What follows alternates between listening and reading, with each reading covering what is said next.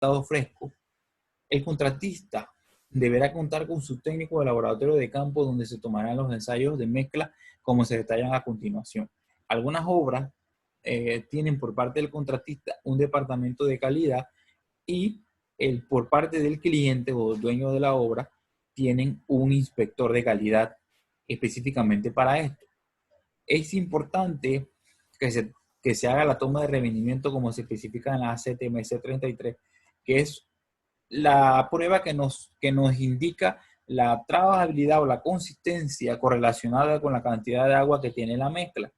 En el inicio de las especificaciones, el ingeniero diseñador establece el revenimiento por el cual debe o requiere trabajar y ese revenimiento tiene que respetarse. Cuando el revenimiento esté por encima del especificado o por debajo, que esté alejado de la tolerancia permisible, el ingeniero de inspección podrá rechazar la mezcla y exigirá una en reemplazo. Por eso es necesario tener un método cuantitativo que nos dé la oportunidad de tener un valor que se apegue a las especificaciones. Otro punto específico muy importante es la toma de temperatura regida por la ACTM 164. Cuando los hormigones alcanzan temperaturas por encima del especificado, que en esta especificación estamos poniendo como punto límite 95 grados Fahrenheit, el hormigón, cuando presenta esas temperaturas por encima de eso, ha indicado que su proceso de fraguado empezó. En este momento es imposible o es riesgoso que el concreto se coloque, puesto que ya su proceso ya inició. Entonces, en ese momento puede ser rechazado. Entonces, este proceso es muy importante que se tome en cuenta la temperatura. Si bien pueden ser a cada uno de los carros y no necesariamente el revenimiento sea en cada uno de los carros. Todo esto queda a criterio del ingeniero residente o el ingeniero de proyecto. La toma de cilindros y viguetas para ensayo a compresión. Como lo mencionamos al inicio, el hormigón de diseño es en condición a flexión. O sea que su valor o su método de análisis de resistencia será a través del método de flexión, buscando encontrar el módulo de rotura. En algunas ocasiones es difícil obtener una gran cantidad de viguetas. Si el contratista, por alguna u otra razón, se le hace más fácil utilizar cilindros de concreto para el análisis de resistencia, tendrá que hacer una serie de estudios para correlacionar, porque si tomamos en cuenta la resistencia en los cilindros se hará a través de compresión y el módulo de rotura en las viguetas se hará a través del método de flexión. Entonces hay una diferencia. Para poner un ejemplo muy sencillo, una vigueta da X resistencia en flexión y un cilindro puede alcanzar en resistencia a la compresión entre un 10 a 12% de la resistencia en flexión, pero no es un número que esté realmente aprobado. Va a basarse de acuerdo a la condición del hormigón. Es por eso que es necesario hacer una cantidad de ensayos en cilindro y otra cantidad en viguetas para correlacionar el porcentaje que hay diferente entre la resistencia en compresión y el módulo de rotura.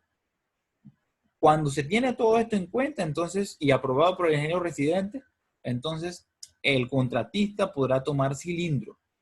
O no obstante, es saludable que si de aprobarse este método, el ingeniero de inspección solicite en un periodo X que se le haga un ensayo en flexión para verificar cómo anda la correlación. Aquí tengo una forma gráfica de hablar acerca del revenimiento. Si ven hacia la izquierda de la pantalla, esa es la medida del asentamiento, la distancia que hay desde el punto medio del concreto hacia la varilla, eso marcará un número. En este caso, esto es un concreto bombeable la medida es bastante larga, tiene alrededor de 7 pulgadas, pero en pavimentos los revenimientos son mucho más pequeños, porque son mezclas de menos trabajabilidad, son mezclas más secas. Entonces pueden tener asentamientos de 3, 4 pulgadas. Al centro de la pantalla está una toma de temperatura que es muy importante. Si bien es cierto, yo hablé en Fahrenheit, pero en grados centígrados se acerca a los 37 grados como máximo. Y la toma de cilindro 6x12, que son los más grandes. La toma de los cilindros va a estar condicionada según su método, pero también de acuerdo al tamaño máximo del agregado. Cuando son pavimentos, se estila que el tamaño máximo del agregado sea 1 pulgada y no inferior a 3/4 de pulgada para mitigar,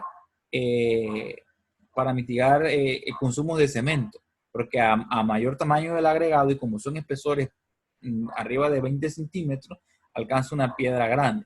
Entonces, hay que tomar en cuenta porque hay métodos que dicen que puedes utilizar cilindros más chicos, los 4x2.